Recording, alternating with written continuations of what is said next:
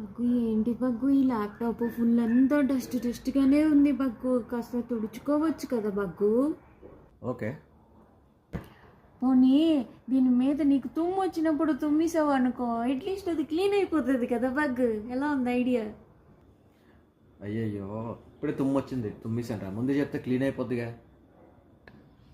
తుమ్ము బగ్గు తుమ్ము, క్లీన్ చేసుకోమంటే పిచ్చి పిచ్చి ఐడియాలు నేను ఇవ్వడం ఏంటో.